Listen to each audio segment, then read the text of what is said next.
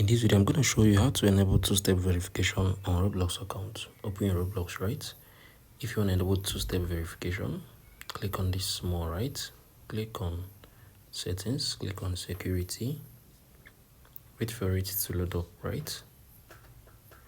Once it has opened up right now, you're going to see, I think you're going to see three two-factor verification methods you can use, right? You can use the email, you can use the, I think, backup, and you can also use the authentication app, right? So just wait for it to load up. Okay, so this is it.